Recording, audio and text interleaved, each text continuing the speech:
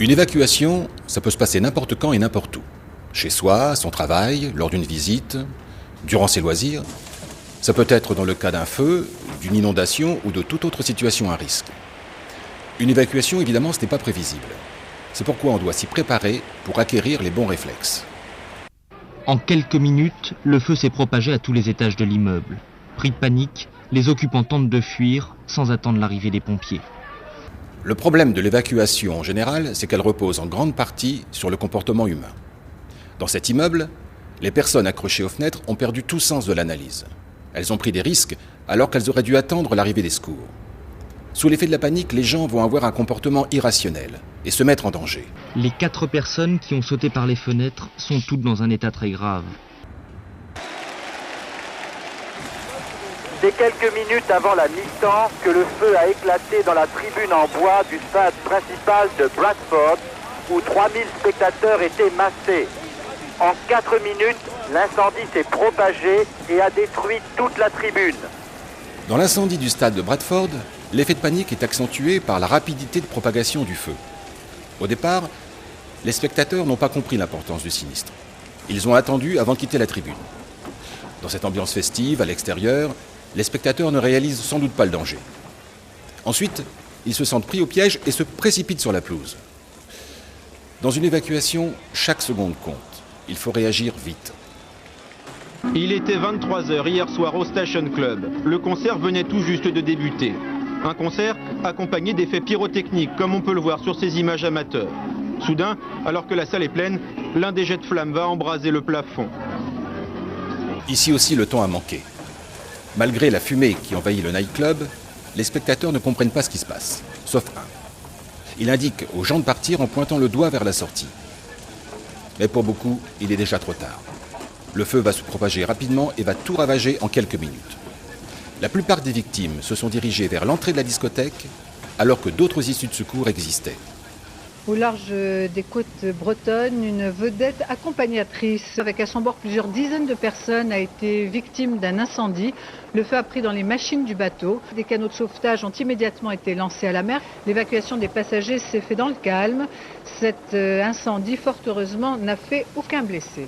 Bien sûr, quelle que soit la situation, une évacuation génère du stress. Mais on le voit bien ici, ce bateau en feu transporte près de 300 personnes. Et tout se passe dans le calme grâce à l'organisation. Le personnel de bord est formé à la mise en sécurité des personnes. Il transfère avec efficacité les passagers vers d'autres embarcations. Les personnes se sentent en confiance, elles restent calmes, disciplinées. Résultat, aucune victime ne sera à déplorer. 11 septembre, 8h45 à Manhattan, le choc. Un premier avion percute le World Trade Center. Le plus célèbre building du monde est en feu. À l'intérieur, des milliers de personnes sont déjà au travail. Elles ne réalisent pas encore l'ampleur du drame. Tout le monde a en tête ces terribles images du 11 septembre où 3000 personnes ont trouvé la mort. Malgré ce bilan dramatique, 25 000 personnes ont eu la vie sauve.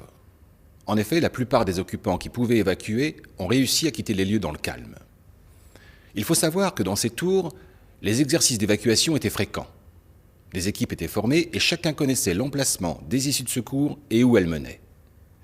Le bilan est certes terrible, mais sans ces exercices, il aurait pu être beaucoup plus lourd. Encore une fois, il est essentiel de réagir vite et de se préparer aux situations d'urgence.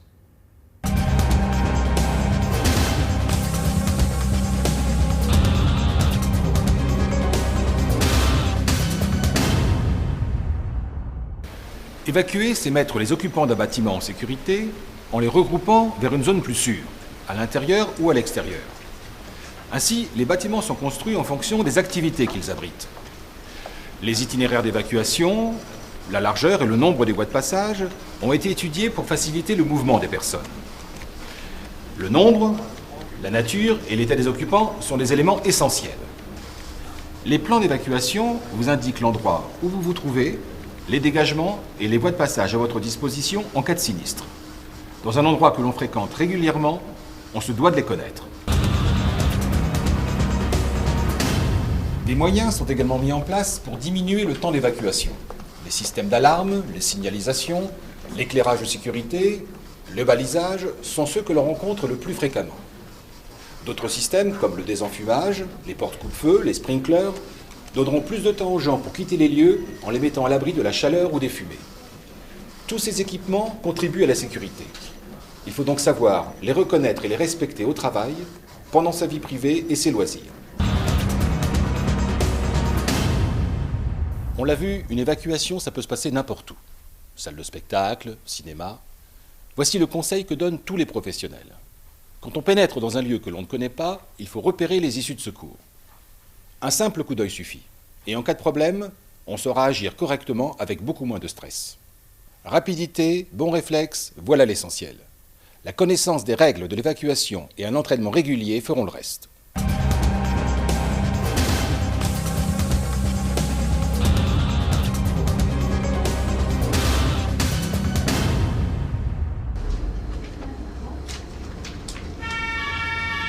Ça sonne, on évacue.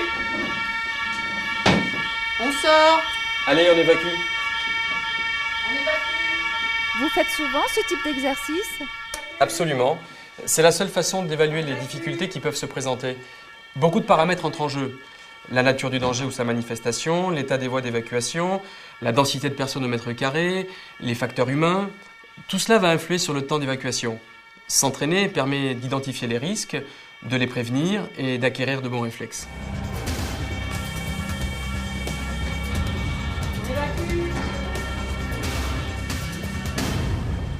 Alors pratiquement, comment ça se passe?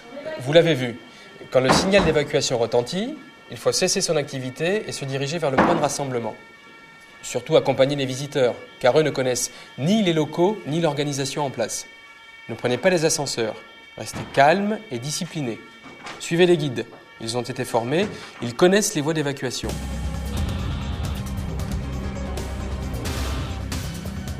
Les serre-files s'assurent que personne ne reste dans les locaux.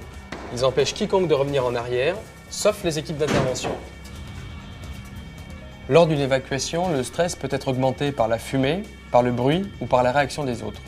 Certaines personnes resteront prostrées devant l'événement, d'autres auront le mauvais réflexe et reviendront en arrière, d'autres encore agiront dans la précipitation et le désordre. L'exercice permet aussi de lutter contre ces tendances et de gérer le facteur humain.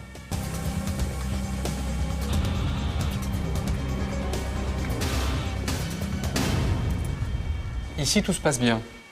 Les équipements de sécurité fonctionnent, les gens peuvent évacuer rapidement. Mais imaginez que cette photocopieuse soit mal placée, que le couloir soit rempli de cartons ou qu'il condamne l'accès à une issue de secours. Souvent, peu de choses suffisent pour ralentir ou bloquer tout le monde. Les exercices servent aussi à ça, déceler toute anomalie et les corriger.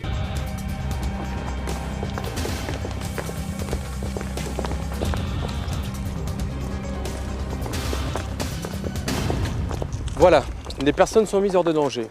Mais ce n'est pas fini. Tout le monde doit rester groupé. C'est ainsi que l'on détermine les manquants et que l'on recueille les informations nécessaires pour les sauveteurs.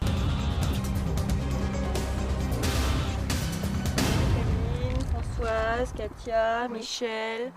Évacuer, Bastien, c'est mettre en sécurité un groupe de personnes dans un lieu sûr.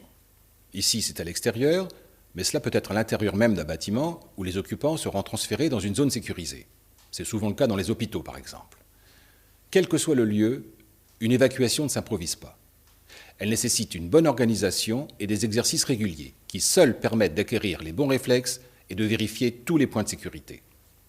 Il vaut mieux évacuer 10 fois pour rien et être prêt le jour J.